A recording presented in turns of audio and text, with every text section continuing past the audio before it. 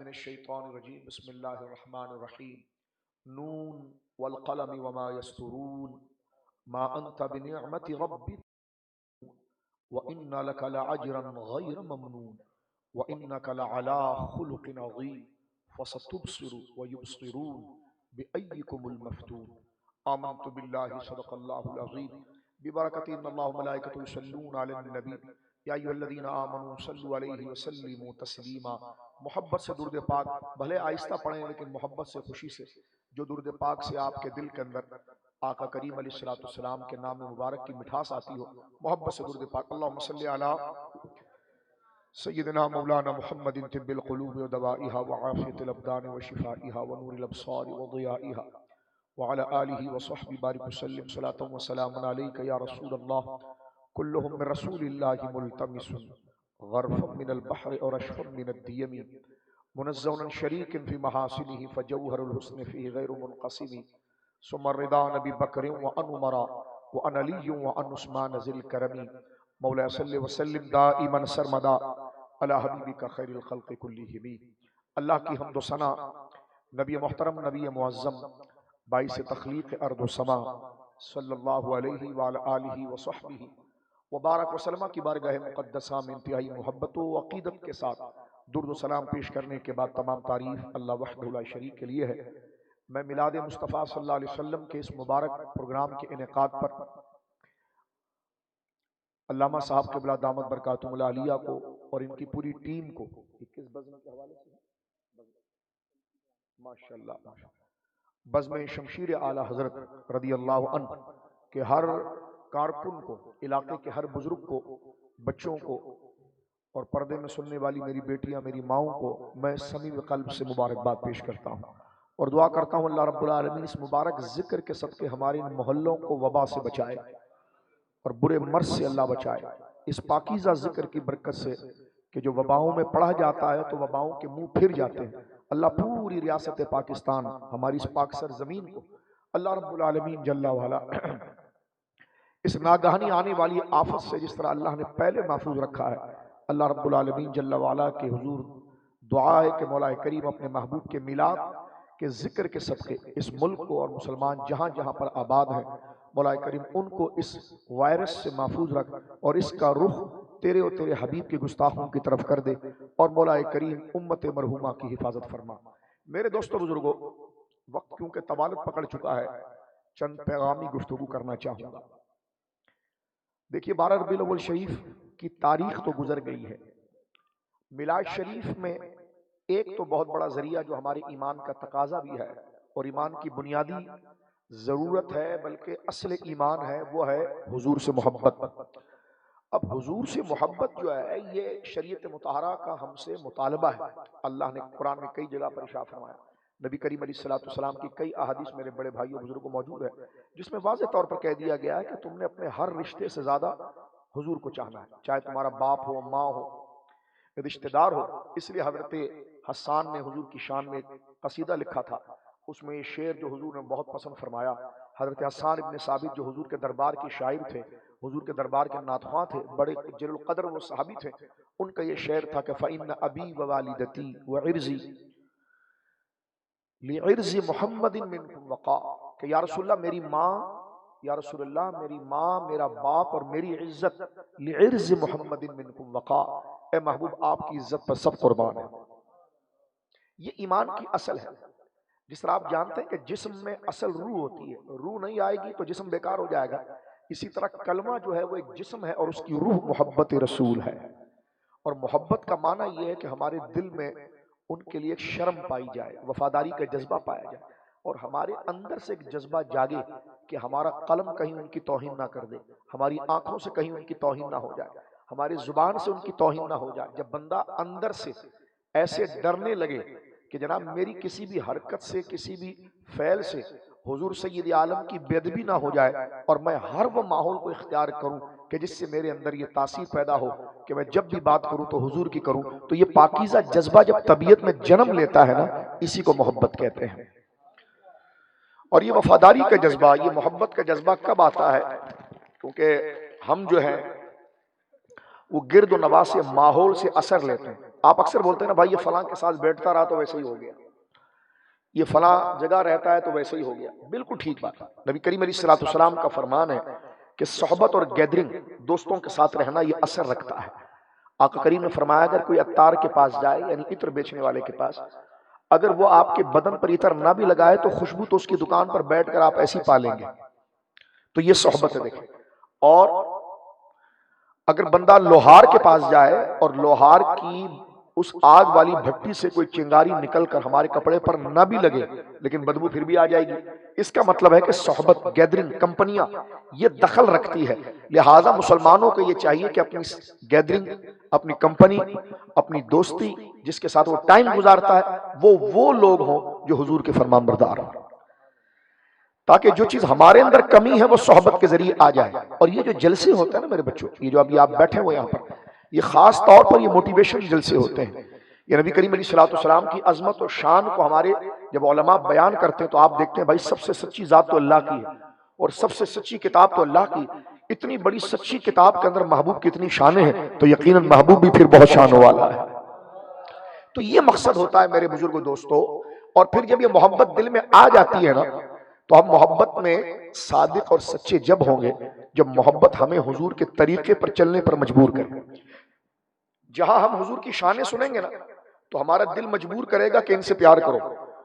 اگر ہم شان سننے میں، حضور کی عظمت، حضور کی بزرگی سننے میں سنسیئر رہیں اور بالکل سچے رہیں تو واقعی میں اور آپ اگر حضور کی شان سننے میں سنسیئر تھے تو اس کا رزلٹ آئے گا. اور اس کا رزلٹ کیا آئے گا؟ محبت آ جائے گی.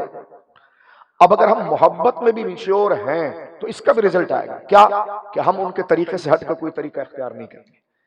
لہٰذا اگر دعویٰ حضور کی محبت کا کیا جائے لیکن چہروں کو سنت سے داڑھی نہ ہو، نمازیں چھوڑ دی جائے تو یہ دعوے پر دلیل نہیں.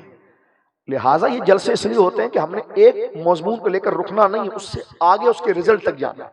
تو میلاد شریف کا کام ہے کہ ہمارے دل میں حضور کی محبت پیدا کرے، اور حضور کی محبت ہے کہ جو ہمیں شریعت کی طرف لائے اور ہمیں اللہ کے قریب کر دے.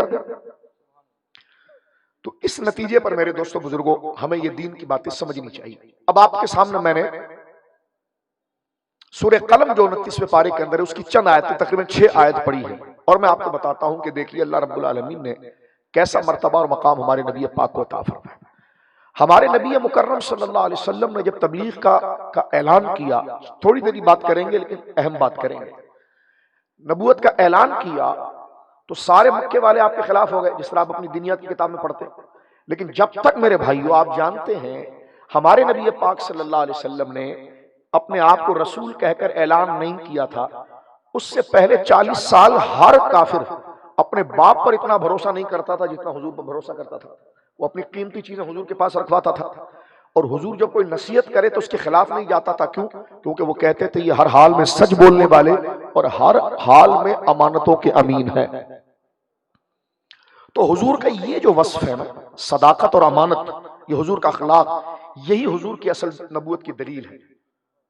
اگر کوئی غیر مسلم ہمارے پاس آتا ہے نا اور کہتا ہے کہ بھائی تمہارے اسلام کی حقانیت کیا ہے، تمہارے اسلام کی جو ہے کہ وہ بزرگی اور تمہارے اسلام کے درست ہونے کی دلیل کیا ہے، تو ہمارے علماء مناظرے میں ملحد کو 2 باتیں کرتے ہیں اور 2 دلیل دیتے ہیں. یعنی ہمارے پاس اگر کوئی پوچھے کہ آپ کے اسلام کے سچے ہونے پر اور آپ کے دین اسلام کے بالکل سچے ہونے پر آپ یقین رکھتے ہیں تو آپ کے پاس اس کی ایویڈنس کیا ہے، دلیل کیا ہے، تو مسلمان علماء کہتے ہیں ہمارے پاس 2 دلیل ہے، ایک قرآن، ایک اخلاق مصطفیٰ. کیونکہ یہ دونوں چیزیں ایسی ہیں اور اتنی غیر معمولی ہیں کہ یہ اللہ کے فضل اور اللہ کے علاوہ کسی کے پاس نہیں ہو سکتی.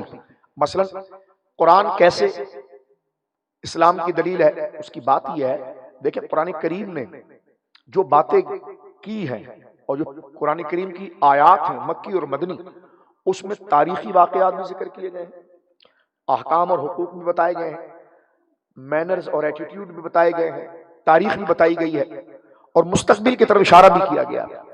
اب قرآن کریم فرقان حمید اللہ کی کتاب اور اسلام کی حقانیت کی دلیل یوں ہے کہ جو باتیں قرآن میں ہیں نا، اور قرآن حضور پر اترا اور حضور نے اس کو بیان کیا، تو کافر اس بات کو جانتے تھے کہ جس ملک کی بات یہ نبی کر رہے ہیں تو یہ کبھی تو وہاں گئے نہیں ہیں، اور جن نبیوں کے یہ قصے سنا رہے ہیں تو کبھی انہوں نے ان کی تاریخ کو تو پڑھا بھی نہیں ہے، کیونکہ یہ تو پڑھتے نہیں، یعنی انہوں نے کسی کتاب سے کبھی علم حاصل نہیں کیا، قلم سے علم حاصل نہیں کیا، تو ان کی عقل حیران رہ جاتی تھی کہ ان کا بچپن جوانی ہمارے سامنے گزری، یہ کبھی ان علاقوں پر نہیں گئے، ان کی ہسٹری نہیں پڑھی، لیکن جب بات کرتے ہیں تو ایسے ٹکا کر کرتے ہیں کہ جو ان کے گھر کی چھپی ہوئی کتابوں میں جو بات لکھی ہوئی ہے تو پتہ چلا یہ شخصیت بھی بڑی غیر معمول ہے، اور جو کلام یہ کر رہے ہیں وہ بھی بڑا غیر معمولی ہے۔ حضور نے جو قوم سمود کے بارے میں خطاب کیا، سرکار نے جو قوم ہاد کی، یہ عرب کے اندر گزرے ہوئے لوگ ہیں، لیکن حضور سید عالم صلی اللہ علیہ وسلم نے جو نشانیاں ان کی بربادی کی بتائی اور دیگر اور اقوام کی تاریخ بتائی، تو اس سے ان کے پڑھے لکھے لوگوں کی عقلیں ٹھکانے لگ گئی کہ جناب اتنی معلومات، پہلے تو یہ بولتے ہی نہیں تھے، لیکن ایک دم انہوں نے بولنا شروع کیا، اور جب بولنا شروع کیا تو ساری دنیا کی انفارمیشن ان کی ہتھیلی کے پر آ گئی۔ تو وہ کہتے تھے واقعی میں یہ بندہ عام بندہ نہیں ہے، اور جو کلام یہ لایا ہے یہ کلام بھی کس عام نہیں ہے، یہ کسی بندے کا کلام نہیں ہے۔ وہ کیسے؟ اب میں آپ کی خدمت میں عرض کرنا چاہتا ہوں، کیونکہ قرآن عربی میں اترا تھا، ایک تو میں نے تاریخی بات آپ کو بتا دی، قرآن عربی زبان میں اترا، اب عربی زبان میں اترا تو کسی مضمون کو بیان کرنے، کسی بات، جیسا آپ اردو بولتے ہیں، اگر میری اردو کچی ہو اور مجھے اردو مکمل نہ آتی ہو تو آپ کو میں اپنے جذبات نہیں سمجھا پاؤں گا۔ کیوں؟ اس لیے کہ زبان ایک لباس ہوتا ہے اپنے معافی ضمیر کو آگے بڑھانے کا۔ آپ اپنی اردو زبان میں کبھی جذبات میں آ کر ڈر جاتے ہیں تو اس کو ایک خاص الفاظ سے بیان کرتے ہیں، آپ کبھی خوش ہو جاتے ہیں تو اس کو ایک اپنے خاص انداز میں بیان کرتے ہیں، آپ اپنی کسی ضرورت کو، کسی حساسیت کو ایک عام انداز میں بیان کرتے ہیں، آپ مذاق مستی عام انداز میں کرتے ہیں۔ تو لفظوں کے اندر چند لفظ جو ہیں ہمارے زبانوں میں رائج ہو جاتے ہیں، چند محاورے رائج ہو جاتے ہیں، جس محاورے کا مطلب وہی نکلتا ہے اور وہ محاورہ کہیں اور استعمال نہیں ہو سکتا، اس لیے کہ اہل زبان اس کو اسی معنی میں لیتے ہیں۔ اب عرب کے لوگ جو تھے ان کی زبان عربی تھی اور قرآن اترا عربی میں تھا، لیکن جو باتیں اللہ نے قرآن میں بیان کی ہے اس کو بیان کے لیے جو تعبیر، جو الفاظ، جو جملے قرآن نے استعمال کیے ہیں، اہل عرب حیران تھے کہ اس مسئلے کو بیان کرنے کے لیے اتنی اونچی ترتیب آج تک کوئی شاعر بھی نہیں لا سکتا، اگر میں آپ کو سمجھا سک رہا ہوں، لیکن آگے چلیں گے، ٹھیک ہے؟ تو قرآن کی آیات خود ایک عجوبہ اور معجزہ ہے جس کو دیکھ کر وہ حیران ہو جاتے تھے، کیونکہ وہ زمانہ شعر شاعری کے زمانہ تھا، ان کے قصیدے عربی کے خانہ کعبہ کی دیواروں پر لگے ہوئے ہوتے تھے۔ لبید آپ اپنے مدرسوں میں پڑھتے ہیں سبع معلقہ، اس کے اندر آخری جو معلقہ ہے وہ لبید کا ہے، تو اس کے اشعار آپ دیکھیں، وہ اشعار لکھ کر خانہ کعبہ کے اوپر ٹنگا دیتے تھے اور کہتے تھے کہ ہم نے جو مضمون، جو بات، جو کیفیت، جو واقعہ اس الفاظ میں بیان کیا ہے نا، یہی واقعہ کوئی اس سے اچھے الفاظ میں لے کر آئے۔ اور وہ اگر آپ پڑھے لکھے لوگ، میں اگر آپ کو سمجھا پا رہا ہوں، تو اہل عرب کے نزدیک وہ بندہ بڑا با کمال ہوتا تھا جس کی فصاحت اور زبان میں جس کو بڑی تیزی تھی۔ صحابہ کرام نبی پاک کے پاس آئے، کہنے لگے حضور ہم بھی اپنی حقانیت کے لیے کوئی چیز ظاہر کریں۔ سرکار نے سورہ کوثر کا ایک ٹکڑا لکھ کر دیا، فرمایا لے جاؤ، انا اعطیناک الکوثر، اور خانہ کعبہ پر لگا دو۔ اب جب لگا دیا گیا تو صبح سے لے کر شام تک ایک لائن لگی ہوئی تھی اس مضمون کو دیکھنے کی، یعنی اس میں فصاحت و بلاغت کے وہ عجیب قرینے ہیں معجزاتی، جس کو بڑے بڑے شعراء دیکھ کر حیران ہو رہے تھے کہ اس ترتیب کی عربی نہ ہم نے کبھی سنی ہے۔ اور شاعر جو ہوتا ہے نا وہ زبان کا امام ہوتا ہے۔ مثلا اگر آپ ایم اے اردو کرتے ہیں، پڑھتے ہیں، تو آپ کو اپنی اردو درست کرنے کے لیے غالب کی مرزا غالب کا دیوان پڑھایا جاتا ہے، کیونکہ جو زبان جہاں محفوظ ہوتی ہے نا وہ اشعار ہے۔ آج کل تو روڈ چھاپ قسم کے شاعر آ گئے، وہ نہیں، یعنی زبان اصل جہاں پائی جائے گی نا وہ شعر شاعری ہے۔ اس لیے دیکھیں عربی سیکھنے کے لیے بھی طلباء کو زمانہ جاہلیت کے اشعار پڑھائے جاتے ہیں، کیونکہ اصل زبان جہاں ملتی ہے وہ اشعار ہے، اشعار ہے۔ تو جب سرکار دو عالم صلی اللہ علیہ وسلم نے میرے بھائیوں وہ آیت لکھ کر بھیجی کہ تم جا کے خانہ کعبہ پر لگا دو انا اعطیناک الکوثر، تو بڑے حیران ہوئے کہ یار یہ کلام بڑا عجیب ہے، اس کے الفاظ کی ترتیب، اس کا نظم، اس کی شائستگی۔ تو انہوں نے صحابہ کو خود چیلنج کر دیا، فرمایا یہ تو جو تم نے لکھ دیا ہے، اس کا مصرع دوسرا تمہارے پاس ہے؟ تو سرکار نے ان سے کہا کہ جا کے بولو ان کا دوسرا نہیں، اس کا تیسرا بھی ہمارے پاس ہے۔ انہوں نے کہا ان کا دوسرا تو کوئی بڑے سے بڑا انسان بنا ہی نہیں سکتا۔ سرکار نے دوسری آیت لکھوا کر بھجوائی، پہلے لکھوائی تھی انا اعطیناک الکوثر، پھر لکھائی فصل لربک وانحر ان شانئک هو الابتر۔ تو ان عربیت کیونکہ اہل زبان تھے نا، آپ ظاہر سی بات ہے جس شعبے کے ماہر ہوں گے اس شعبے میں جو آپ سے بڑا علم والا ہوگا نا آپ اس کے دیوانے ہو جائیں گے. تو وہ لوگ عربیت الفاظ اشعار کے امام تھے، لیکن جب انہوں نے حضور علیہ الصلوۃ والسلام کی زبان سے قرآن سنا اور قرآن نے ان کی باتیں جس عربی میں بیان کی جیسے الفاظ سے بیان کی ہے تو وہ حضور کے گرویدہ ہو گئے. اور حال یہ تھا میرے دوستو، رسول کریم صلی اللہ علیہ وسلم رات کو اگر تلاوت کر رہے ہوتے نا تو کیونکہ گھر تو اس ٹائم پر جڑے ہوئے تھے سب مکہ کے اندر، جب حضور نے تلاوت شروع کی تو آواز گئی. عرب کا ایک بہت بڑا بدبخت کافر جو شاعر بھی تھا ولید بن مغیرہ، اس کے کانوں میں گئی. ادھر ابو جہل رہتا تھا، اس کو آواز پہنچی. تو ایک تو حضور کی تلاوت، اللہ سرکار کی آواز، پھر قرآن جو مضمون عبرت کے بیان کرتا ہے اور قرآن جو نصیحت کو جن الفاظوں میں لاتا ہے، تو ساری سیرت کی کتابوں میں لکھا ہوا ہے وہ حضور کے گھر کی طرف ایسے دوڑتے ہوئے آئے جیسا کوئی ان کو رسی سے کھینچ رہا ہے. ایک دیوار کے ادھر کھڑا ہو گیا، ایک دیوار کے ادھر کھڑا ہو گیا اور دیوار پر کان لگا کر سنتے رہے. جب سرکار نے تلاوت موقوف کر دی تو یہ ایک نکلا یہاں سے، دوسرا نکلا، تو دونوں کی ملاقات ہوگی. کہنے لگا تو کہاں سے آیا؟ انہوں نے کہا تو کہاں سے آیا؟ تو دونوں شرمندہ ہو گئے. کہنے لگا یار ہم تو ان کو جب مانتے نہیں ہیں تو ان کے دروازے پر کیوں آئے؟ لیکن دونوں دوست ہو. کہنے لگا یار مانتے بھلے ہم نہیں ہیں لیکن یہ کلام کسی انسان کا نہیں ہے، یہ کلام کسی انسان کا نہیں. اور محمد ہے صادق اور امین، لیکن ان کے اندر اپنی برادری کی کھنس تھی، ایک تکبر تھا کہ ہم ان کو کیسے مان لیں. توجہ ہے. اور دوسرا ہے حضور کا اخلاق، سرکار دو عالم صلی اللہ علیہ وسلم کی اخلاق، کیونکہ وہ جاہلیت میں ڈوبا ہوا معاشرہ تھا، لیکن حضور جس طرح لوگوں سے بات کرتے تھے، جس طرح لوگوں سے رابطے رکھتے تھے، جس طرح لوگوں کے ساتھ حضور کا ریلیشن تھا، جس طرح انسانیت کو حضور عزت دیتے تھے، اس سے وہ حیران ہوتے تھے کہ یہ بندہ عام نہیں ہے، اتنا بھی بااخلاق، اتنا بھی فرشتہ صفت کوئی ہو سکتا ہے. مثلا ایک شخص اسلام لے آئے، زمانے جاہلیت میں ان کی ملاقات حضور سے ہوئی تھی، لیکن جب وہ اسلام لے آئے نا تو کسی نے ان سے پوچھا کہ آپ نے اسلام کیسے لایا؟ فرما میں تو گرویدہ ان کا اسی وقت ہو گیا تھا جب ان کی عمر 30 سال تھی. تو کہا اس وقت تم نے کیا دیکھا تھا؟ کہ لگے میں اپنے تجارت سے واپس آیا، تجارت کا قافلہ لے کر واپس آیا، یہ بھی میرے ساتھ تھے. تو ان کا بولنا اتنا سچ تھا کہ جس بازار میں محمد عربی چلے جائیں تو اگلا پوچھتا نہیں تھا، جو ریٹ ہو وہی خریدتا تھا. اس کو پتا ہوتا تھا کہ نہ یہ ریٹ میں جھوٹ بولیں گے نہ مال میں جھوٹ بولیں گے. تو یہ آقا کا اخلاق، اور یہ ہم نے اڈاپٹ کرنا ہے، یہ صرف تقریر نہیں ہے، حضور کی سیرت کو اپنانا ہے. کیونکہ حضور کی سیرت ایک مضبوط دیوار ہے جو حضور کی محبت کو ضائع نہیں ہونی دیتی، اور قیامت کے دن جو چیز بخشوائے گی وہ حضور کی محبت ہے. جس نے اگر دیوار اپنی کمزور کر لی نا تو کوئی بھی جھٹکا خدا نہ خواستہ اس کو لگ جائے. اور آج تو دیکھیے اسلام کے دشمن دندناتے ہوئے پھر رہے ہیں، ایک ایک ویزے پر لوگ اپنا ایمان بیچ رہے ہیں. قادیانی کہہ رہے ہیں آئیے برطانیہ میں بچوں کو، یونیورسٹی کے بچوں کو، کہ ہم آپ کو اسکالرشپ دیں گے، آپ کو مکان دیں گے، شادی کرا کر دیں گے. آپ بھلے قادیانی کو نہ مانیں لیکن آپ ہمارا ٹکٹ لیں اور آئیں. پھر ان کو لے جاتے ہیں اور وہاں پر مسلمان بچہ ہے لیکن اس کو یورپ کو دیکھنے کا بڑا شوق ہے، اس کو برطانیہ دیکھنے کا ڈگری بڑا شوق. بری بات نہیں ہے، لیکن یہ دیکھو جہاں شوق ہے، اگر کوئی یہ کہے ہمارے قریبی رشتے کے بارے میں کہ ٹھیک ہے آپ کو برطانیہ کا ویزا دے دیتے ہو، اپنی اماں ہمارے حوالے کر دو، بہن حوالے کر دو، معذرت کے ساتھ کوئی مسلمان اس کو گوارا کرے گا؟ تو رسول اللہ کی عزت تو اماں اور بہن کی عزت سے زیادہ ہے نا. اگر آپ کو یہ وہ کہے کہ آپ ختم نبوت پر بات نہیں کرنا، ہم آپ کو نیشنلٹی دیں گے، ہم نے کہا ہم تمہارے ملک پر بھی تھوکتے ہیں، تمہارے منہ پر بھی تھوکتے ہیں، کہ ہم حضور کو دے کر دنیا نہیں لے سکتے. توجہ ہے، حضور کے لیے دنیا چھوڑ سکتے ہیں، کیونکہ یہ وقتی دنیا ہے، یہ ختم ہو جائے گی، اور قبر و حشر کی ہمیشگی جو ہے وہ حضور علیہ الصلوۃ والسلام سے وفاداری میں باقی رہے گی. تو یہ معیار ہمارے اندر ہونا چاہیے. اگر ہم حضور کے اخلاق اور سیرت سے غافل رہے نا، کوئی بھی گورا ہمیں خرید لے گا. معاذ اللہ.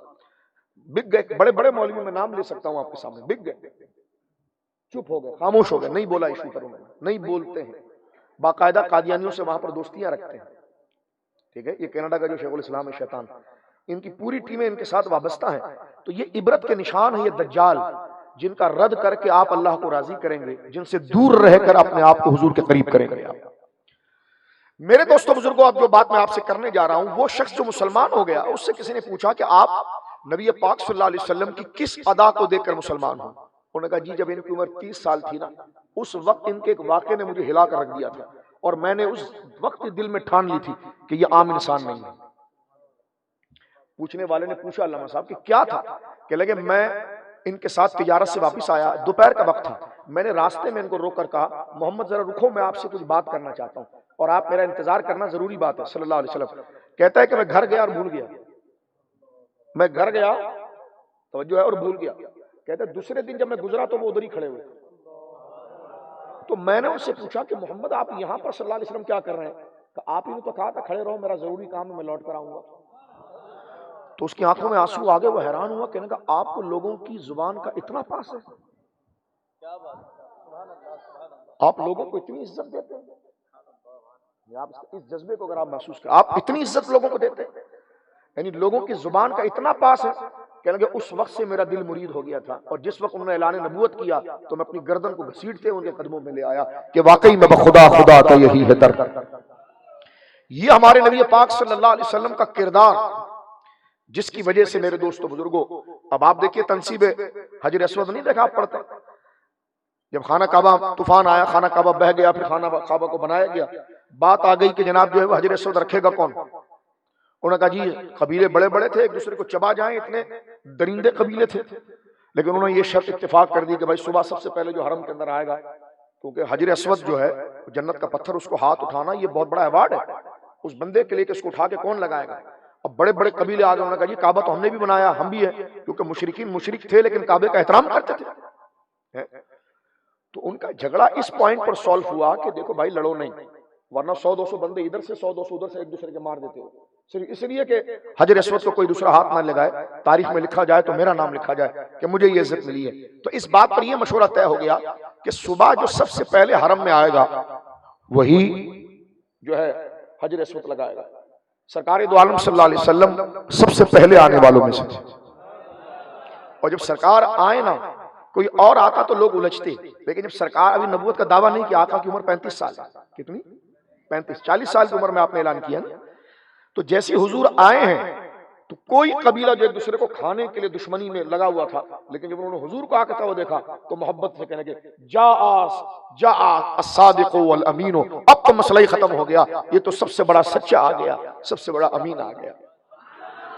لیکن دیکھیں رسول اللہ چاہتے تو خود حجر اسود اٹھا کر ڈائریکٹ لگا دیتے, کیونکہ آپ کو تو شرط انہوں نے یہ لگائی تھی جو پہلے آئے گا وہ ہاتھ لگائے گا, اور آپ کو صادق الامین. لیکن آقا علیہ السلام دلوں کو جوڑنے والے ایسے تھے.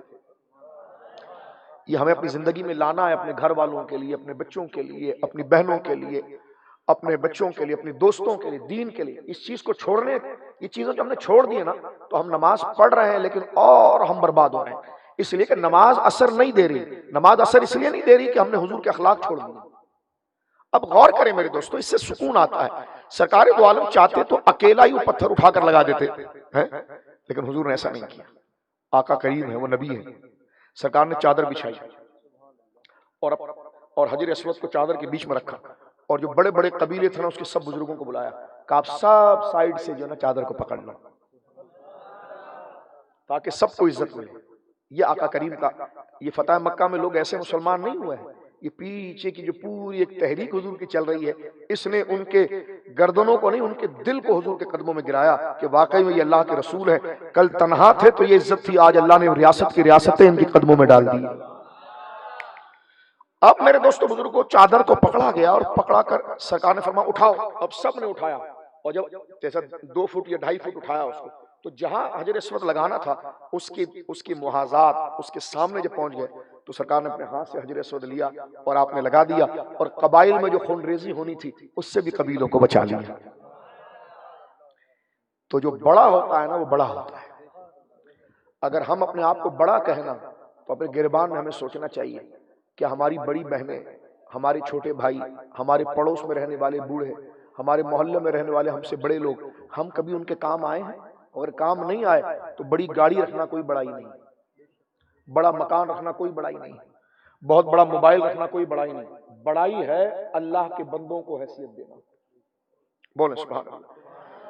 سرکار کریم علیہ السلام کی یہ قول کتنا مشہور ہے کہ سید القوم خادمہم, کہ قوم کا سردار کون ہوتا ہے؟ جو قوم کا خادم ہوتا ہے. آج یہ کہ جناب سب نیچے لگے ہوئے ہیں اور وہ صرف اکیلا کرسی پر بیٹھا ہوا ہے, نہیں, وہ عملی طور پر خود بھی وہ کام کرتا ہے. مسجد نبوی, اور یہ سن لیجئے بات, مسجد نبوی جب حضور نے بنائی میرے دوستو مدینہ منورہ میں, تو جگہ متعین ہو گئی کہ اتنی جگہ پر مسجد بنے گی. وہ مسجد کی جو جگہ مسجد نبوی جہاں آج آباد ہے، اللہ اس کے شرف کو قیامت تک باقی رکھے، وہ 2 یتیم بچوں کی جگہ تھی۔ سرکار کریم علیہ الصلوۃ والسلام کو جگہ بڑی پسند آئی۔ ایک تو جہاں آپ کی اونٹنی بیٹھی تھی، سرکار کی اونٹنی آئی تو وہ 4 سے 5 قبیلوں میں گھومتی رہی۔ ہر صحابی آگے آ کر کھڑا ہوتا، جیسا کہ ادبان بن مالک آ کر کھڑے ہو گئے، یا رسول اللہ آپ نہ جائیں آگے، میرے پاس 200 جوان ہیں تلوار لیے ہوئے باڈی گارڈ، کیونکہ مکہ کے کافر آپ کا پیچھا کر رہے ہیں، تو یا رسول اللہ آپ میرے قبیلے میں رہیے، میرے پاس 200 مرد ہیں جو آپ کی حفاظت کریں گے۔ سرکار دو عالم نے جو اونٹنی کی رسی تھی نا، اس کو اٹھا کے گردن پر پھینک دیا، اور ادبان بن مالک کو ناراض نہیں کیا، فرما خلو سبیلہا، ادبان میری اونٹنی کا راستہ چھوڑ دو، فإنہا مامورۃ، خدا نے اس کے کان میں بتا دیا اس کو جانا کہاں پر ہے۔ بولو نا سبحان اللہ۔ یعنی ہمارے آقا کریم وہ ہیں جس سواری پر سوار ہو تو خدا اس سواری سے بھی بات کرتا ہے۔ سرکار نے کیا کہا؟ خلو سبیلہا، میری اونٹنی کا راستہ چھوڑ دو، فإنہا مامورۃ، اس کو بتا دیا گیا یہ کہاں، اور جہاں مسجد نبوی شریف ہے اس کے برآمدے کے قریب جا کر اونٹنی بیٹھی۔ حضرت ابو انصاری سرکار نے جو فرمایا جس کا پہلے گھر ہے ہم ادھر چلے جائیں گے، ادھر چلے گئے۔ تو یہ جو مسجد نبوی بنی نا، یہ جگہ 2 یتیم بچوں کی تھی۔ سرکار نے کہا یہ جگہ بیچو، 3 بچے آگے کہنے لگے یا رسول اللہ ہم بھی آپ کے، ہمارے ماں باپ بھی آپ کے، آپ کو کیا بیچے؟ حضور نے فرمایا نہ، پیسے دیے بغیر میں نہیں لوں گا، جو تمہارا حق ہے۔ یہ اخلاق آپ دیکھیے، یہ اخلاق دیکھیے۔ آج ہمیں تھوڑی عزت مل جاتی ہے تو جاننے والے کی دکان پر جاتے ہیں، تاکہ جاننے والا شرم کر کے آپ سے پیسہ بھی نہ مانگے۔ اور ہم نے اپنے بزرگوں کو دیکھا ہے، اپنے والد گرامی، اپنے اساتذہ کو، وہ جاننے والی کی دکان پہ کبھی نہیں جاتے تھے۔ ان کو پتا ہے کہ یہ پیسہ لے گا نہیں اور میں وہاں سے بھاری قدم لے کر آؤں گا بھی، تو لہٰذا یہ ظاہر سی بات ہے وہ بھی تو اپنے بچوں کے لیے اپنے رزق حلال کا ذریعہ اس نے بنایا ہے۔ تحفہ لینا منع نہیں ہے، لیکن اس قسم کی تقریب کاری بھی جائز نہیں ہے جو گلی گلی پھر کے ہر ایک کے اوپر ڈاکہ ڈالا جائے۔ غور کیجئے میرے دوستوں بزرگوں، رسول اللہ نے فرمایا 3 بچوں کو کہ بیٹا تم ہمارے عزیز ہو، اللہ تمہیں سلامت رکھے، میں تمہارے اخلاص کو قبول کرتا ہوں کہ تم عاشق ہو، لیکن میں پیسہ ضرور دوں گا۔ نبی کا طریقہ یہ ہوتا ہے کہ جب نبی اللہ کا گھر بناتا ہے تو اس کی رقم ادا کرتا ہے۔ اس وقت آقا علیہ الصلوۃ والسلام کے پاس پیسے تو نہیں تھے، لیکن حضرت ابو بکر کی جیب کس کی تھی؟ وہ تو رسول اللہ کی جیب تھی نا۔ حضرت ابو بکر نے یہی کہا تھا نا کہ یا رسول اللہ میں نے تو اللہ سے صرف یہی مانگا ہے کہ بیٹی میری ہو اور آپ کے نکاح میں ہو، اور جیب میرا ہو اور ہاتھ آپ کا، یعنی میں بالکل آپ کے آگے نثار ہوں۔ تو سرکار دو عالم نے فرمایا ابو بکر آپ ان بچوں کو پیسہ دے دیں، اور پیسہ دے دیا گیا، زمین لے لی گئی۔ اب آپ اندازہ لگائیے قیامت تک مسجد نبوی میں نماز ہوگی اور اس کا ثواب حضرت ابو بکر کو پہنچے گا۔ بولیے سبحان اللہ۔ اور ثواب بھی کیسا؟ وہ تو حضور کے پہلو میں، اور حضور کے پہلو میں آ جائے تو وہاں ثواب نہیں، ثواب کی بارشیں ہوتی ہیں۔ اس پر ایک بات میں آپ کی خدمت میں عرض کر دوں، امام سیوطی نے خصائص میں بڑا عاشقانہ نقطہ نقل کیا ہے۔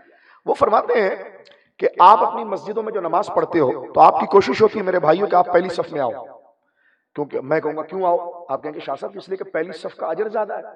حدیثوں میں آیا ہے کہ پہلی صف کا اجر جو ہے وہ اونٹ صدقہ کرنے کے برابر ہے، اور پہلی صف میں بھی 2 ڈائریکشن ہے، ایک امام کے لیفٹ ہینڈ پر اور ایک امام کے رائٹ ہینڈ پر۔ پھر آپ علامہ صاحب سے پوچھیں کہ میں پہلی صف میں آ گیا تو یہ پچھلی ساری صفوں سے زیادہ اجر پا گیا، لیکن اس صف میں بھی اگر مجھے زیادہ اجر کب ملے گا؟ تو کہا جائے گا کہ جو دائیں طرف ہے نا اس طرف ملے گا۔ اب دائیں طرف 100-200 لوگ کھڑے ہوئے، ان میں کب ملے گا؟ فرمایا تو امام کے جتنا قریب آتا جائے گا تیرا اجر بڑھتا چلا جائے گا۔ توجہ ہے آپ کی؟ تو اب غور کیجئے میرے دوستو بزرگ، اس کا یہ مطلب نہیں کہ بندہ ٹوپی رکھ کے چلا جائے جیسا ہمارے لوگ ٹوپی رکھ کے جاتے ہیں، تو یہ بھی جائز نہیں ہے۔ آپ اٹھ کر گئے تو بعد میں آئیں جہاں آپ کو جگہ ملے گی، ٹوپی رکھ کے جا رہے ہیں، رومال رکھ کے جا رہے ہیں، ایسا نہ کریں، ٹھیک ہے نا؟ اس سے پھر بعد میں جھگڑا لڑائی بھی ہوتی ہے اور یہ کرنا بھی ٹھیک نہیں۔ خیر میں آگے بات عرض کر دینا چاہتا ہوں، غور کیجئے اس کو، ڈانٹنے کے لیے توہین کی نیت سے نہیں، ضمن ایک مسئلہ آیا تو میں آپ کو بتا رہا ہوں۔ تو اب میرے دوستو بزرگوں، امام سیوطی لکھتے ہیں کہ یہ بات تو ثابت ہو گئی کہ نمازی کو اجر پہلی صف میں کھڑے ہونے میں پچھلی صف والوں سے زیادہ ملے گا، اور پہلی صف میں بھی اس کو زیادہ ملے گا جو الٹے ہاتھ کی بجائے سیدھے ہاتھ پر کھڑا ہے، اور سیدھے ہاتھ والے میں بھی اس کو زیادہ ملے گا جو امام کے قریب ہے، جو امام کے، اب ذہن میں پوری صف بٹھاؤ، امام کے قریب ہے، جو جتنا امام کے قریب ہوگا اس کا اجر زیادہ ہوگا۔ ایک تو پہلی صف میں آ گیا، پھر دوسرا وہ دائیں طرف آ گیا، پھر وہ امام کے قریب آ گیا۔ امام سیوطی بڑا عاشقانہ مزاج لکھتے ہیں، فرماتے دیکھو یہ عام مسجدوں کے بارے میں، مسجد نبوی کے لیے نہیں، مسجد نبوی میں پہلی صف اور آخری صف کا ثواب ایک ہی ہے۔ پہلی صف اور آخری صف سب کا ثواب بولیے وہ شافعی مسلک بیان ایک ہی ہے. ہاں پھر اگر آپ دائیں صف کی بات کرو تو مسجد نبوی میں امام کے دائیں طرف کھڑے ہونے والوں سے زیادہ اجر بائیں والے کو ملے گا. آپ کہیں گے کیوں شاہ صاحب امام کے قریب؟ میں نے کہا نہیں میرے بھائی، جب آپ مسجد نبوی میں نماز پڑھتے ہیں اور قبلے کی طرف منہ کرتے ہیں تو آپ کے الٹے ہاتھ پر سرکار کا حجرہ ہے. ادھر کیا تھا کہ جو امام کے قریب آئے گا اس کا اجر بڑھے گا، اور جو دائیں طرف ہوگا. ادھر یہ کہ جو الٹے ہاتھ پر آئے گا اور جو روزے کے قریب ہوتا چلا جائے گا. بولے سبحان اللہ. جو روزہ پاک کے امام تو نہیں، امام تو ادھر رہ گیا، جو روزے کے قریب ہوتا چلا گیا جتنا اس کا اجر بڑھتا چلا گیا. تو جو صف میں روزے کے قریب ہو جائے اس کا اجر سب سے بڑھ جائے. جو سرکار کی چھاتی سے سر رکھ کر ابو بکر آرام کر رہا ہو اس پر بارشوں کا. سیدنا عمر کی کیا شان ہوگی، بولو نا سبحان اللہ. میرے دوستو بات کو سمیٹتے ہوئے بات کرتے ہیں کہ جب مسجد نبوی بنانے کی بات آئی نا، اب اللہ کا گھر بنا رہا ہے، اللہ کا نبی بنا رہا ہے، تو کون صحابہ کرام جو نیکی کے خوگر اور مسابقت کرنے والے وہ تو لگ گئے. اب جناب مٹی میں پانی ڈال کر اس کا گارا بنایا جا رہا ہے، اینٹ بنائی جا رہی ہے، اینٹ پہ اینٹ تیار ہو رہی ہے. اب ایک صحابی ہے جو 2 اینٹیں اٹھا کر لے جا رہا ہے، کوئی 3 اینٹیں لے جا رہا ہے، سرکار کریم بھی 3-4 اینٹیں خود اٹھا کر لے جا رہے ہیں. تو ایک صحابی آگے آئے اور انہوں نے کہا یا رسول اللہ یہ اینٹ مجھے دے دیں، آپ کو تکلیف ہوگی. سرکار نے فرمایا ہٹو میرے آگے سے، تم کیا اللہ سے نیکی کو طلب کرنے میں مجھ سے زیادہ چاہنے والے ہو؟ تو دیکھیں یہ اخلاق کہ جب نیکی کا درس دو تو پھر اس پر خود اترو، خود آپ اترو تاکہ لوگوں کے اندر اس کے جذبے اور قدر جو ہے کہ میرے دوستو بزرگوں وہ معلوم ہو. اب میں اس تو دوسرے اینگل سے عرض کرتا ہوں کہ ہمارے نبی پاک کے اخلاق کیسے تھے. نبی پاک کسی کے منصب کا مذاق کبھی نہیں اڑاتے تھے.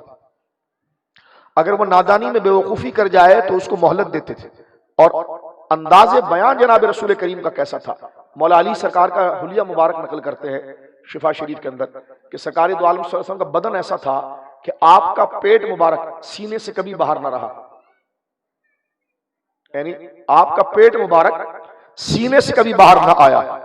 آپ کے بازو بھرے ہوئے اور مضبوط، آپ قد میں نہ بہت زیادہ اونچا قد نہ پست، درمیانہ قد، لیکن اللہ نے شان یہ دی تھی کہ ہزاروں میں چلتے تھے تو سب سے نمائندے اونچے آپ ہی نظر آتے تھے. ایسا تجھے خالق نے طرحدار بنایا، یوسف کو تیرا طالب دیدار بنایا. یعنی یہ مقام جناب رسول مکرم صلی اللہ علیہ وسلم کا ہے. اور انداز کے بارے میں بڑی پیاری بات قاضی اعظم نے نقل کی ہے، سرکار کبھی کسی کو ترشی آنکھوں سے نہیں دیکھتے تھے. آپ پاسداری دیکھیں انسان کی، انسان کو عزت دینا دیکھیں. ترچھی آنکھ سے کسی کو آپ دیں گے وہ اپنی ذلت محسوس کرے گا، اور اگر آپ پورا اس کی طرف ہو جائیں گے تو اس کے دل میں پیار آ جائے گا. نبی پاک صلی اللہ علیہ وسلم کبھی کسی بندے کو ترچھا نہیں دیکھتے تھے، جب اس کو دیکھنا ہوتا تھا تو پورا دیکھتے تھے. یہ قاضی اعظم نقل کر رہے ہیں مقدمے کے اندر. یعنی اس سے آپ اندازہ لگائیے یہ کس نے سکھائے اخلاق، کہاں سے پڑے حضور نے. تو لوگ دیکھ کر کہتے تھے یہ ادائیں بتاتی ہے کہ یہ معمولی شخص نہیں ہے. اس فضائل کے ساتھ ساتھ یہ چیزیں میں نے اور آپ نے اپنانی بھی ہے. مثلا آپ ادھر بیٹھے ہوئے میں یوں آپ کو دیکھ رہا ہوں تو آپ کے دل میں میرے لیے بغض پیدا ہو جائے گا، خود بخود آ جائے گا، کیونکہ یہ ترچھی آنکھوں سے دیکھنے کا مطلب یہ کہ میں آپ کو ویلیو نہیں دے رہا. وہ سرکار دو عالم صلی اللہ علیہ وسلم نے کبھی انسانیت کو ذلیل نہیں کیا، بلکہ کسی کو دیکھنا ہوتا تو سرکار پورا اپنا چہرہ مبارک اس طرف کرتے اور اس کے چہرے کے سامنے کرتے. اس اسٹائل کو دیکھ کر وہ ایسے ہی نرم ہو جاتا تھا کہ میں تو بیکار آدمی ہوں لیکن کتنی عزت مجھے دے رہے ہیں. بولو نا سبحان اللہ. یہ ہے طریقہ کار. پھر آقا کریم کے بارے میں قاضی اعظم نے بھی بڑی پیاری بات لکھی مولا مرتضیٰ نے. سرکار کبھی اس کو انگلی کر کے بات نہیں کہتے، انگلی کا اشارہ کر کے، جیسا ہم کہتے ہیں او بھائی او بھائی. بھائی جب بات کریں گے تو بات میں تو بندہ اشارہ تو کرتا ہے ہاتھوں سے، لیکن سرکار ہاتھوں سے، مثال کے طور پر میں آپ کو ادھر آئیے، آپ ادھر آئیے، تو آپ اگر میرے مرید بھی ہوں گے نا تو آپ کے دل میں برائی آ جائے گی، کیونکہ انسان ہے. سرکاری کریم میں جب کسی کو بلانا ہوتا تھا نا تو سرکار اس طرح نہیں کرتے تھے، سرکار پورا ہاتھ کھولتے تھے، آپ آئیے نا آپ آئیے. اب اس رویے کو صرف آپ دیکھیں اندر بجلی گراتا ہے. بولو نا سبحان اللہ. اس لیے جو جان کے دشمن تھے وہ آپ کے محبوب بن گئے. یہ سرکار دو عالم صلی اللہ علیہ وسلم کی اخلاق. اب یہی طریقہ ہم نے اپنے ماں باپ کے لیے، اپنے دوستوں کے لیے، دوسرے مسلمان بھائی کے لیے یہ رکھنا ہے. میں بات کو سمیٹتے ہوئے جملہ عرض کرنا چاہوں گا کہ دیکھو میلاد ہم نے کر لیا، اب پیغام میلاد کی طرف آئیں. وہ ابھی کیا کہہ رہا ہے کہ وہ جہنم میں جائے، وہ بابا کی ایسی فلم وہ چلا رہے ہیں. میں نے کہا ٹھیک ہی کہہ دیا، کیا عرض کر دیا. اذان کو تھوڑی انہوں نے برا کہا، بندے کو کہا اگر قادیانی اذان دے تو نہیں سمجھا، ادھر توہین مؤذن کی ہے، توہین اذان کی نہیں ہے۔ لیکن سنیے ذرا غور سے میری بات، توجہ کیجیے آپ، جو صحیح رخ ہے وہ یہی ہے، اور کیا ہے میرے دوستو بزرگوں، جناب رسول کریم صلی اللہ علیہ وسلم نے انسانیت کی تذلیل نہیں کی، ہاں اگلے انسان پر حضور نے اقدام اس وقت کیا جب وہ رب کے خلاف کھڑا ہوا، اور وہ اللہ کے دین کے خلاف جب آیا، میری ماں سید عائشہ کہتی ہیں سرکار کبھی ناراض نہیں ہوتے، سرکار کو جلال آتا تھا دین کی مخالفت پر، سرکار کو جلال آتا تھا دین کی مخالفت پر۔ یہ جو بات عادی کر دی جاتی ہے نا کہ حضور تو کبھی ناراض نہیں ہوتے تھے، تو میں نے کہا کیا سرکار علیہ الصلوۃ والسلام تبوک میں رہ جانے والے صحابہ سے ناراض نہیں ہوئے تھے؟ اور مہینے سے زیادہ ان کا سوشل بائیکاٹ حضور نے نہیں کیا تھا؟ حضرت مالک کا توجہ ہے آپ کی، حضرت کعب بن مالک کا جو سرکار علیہ الصلوۃ والسلام نے بائیکاٹ کیا، اور یہ سورہ توبہ کے اندر موجود ہے، کیوں؟ اس لیے کہ جناب وہ جہاد میں ساتھ نہیں گئے، منافق نہیں تھے معاذ اللہ، مخلص تھے۔ توجہ ہے، غزوہ تبوک جو ہے وہ ہمارے آقا ظاہری زندگی کی اور سب سے خطرناک جنگ، کیونکہ آپ نے پڑھا ہوگا رومن امپائر یعنی اس دور میں جو رومی حکومت تھی جو آدھی دنیا پر حکومت کر رہی تھی، جن کا دارالخلافت دمشق میں تھا، اور یہ اٹلی وغیرہ یہ پورے علاقے یورپ ان کے پاس تھے، ان سے مسلمانوں کی موڑ بھیڑ ہوئی، وہ مسلمانوں کو مارنے کے لیے آنا چاہ رہے تھے مدینہ منورہ میں 2.5 لاکھ فوج لے کر۔ سرکار علیہ الصلوۃ والسلام، گرمی بہت سخت تھی، غربت کے بڑے دن تھے، سرکار دو عالم صلی اللہ علیہ وسلم اپنے صحابہ کو لے کر 1000 میل پیدل چل کر تبوک کے مقام پر پہنچے۔ توجہ ہے آپ کی، سمجھ رہے ہو باتیں؟ تبوک پہنچے، اور تبوک پہنچنے کے بعد حضور علیہ الصلوۃ والسلام نے پہلے جو گرد و نواح کے قبیلے تھے ان کو اسلام کی دعوت دی، کہا یا اسلام قبول کرو یا لڑنے تیار ہو جاؤ۔ انہوں نے کہا جی اسلام قبول کرتے ہیں، فرمایا تم امن میں آ گئے۔ اب یہاں پر حضور 21 دن کھڑے رہے تبوک میں، کتنے دن؟ بولو نا یار، 21 دن کھڑے رہے، اور وہاں سے تقریباً ابھی کوئی 1000 مائل دمشق تھا، لیکن رومیوں کی فوج کتنے خطرناک ہے صلیبی، ان کی فوج 2.5 لاکھ فوج دمشق میں پریڈ کرتی رہی، لیکن ہمت نہیں ہوئی کہ میدان میں آئے، کیونکہ سرکار اپنے صحابہ کو لے کر کھڑے ہوئے تھے۔ توجہ ہے آپ کی؟ تو تبوک کی جنگ بڑی قسم پرسی کی تھی، گرمی بہت سخت تھی جس میں کھجور پکتے، صحابہ اکرام کے پاؤں پھٹ گئے تھے اور اس سے خون رشتہ تھا۔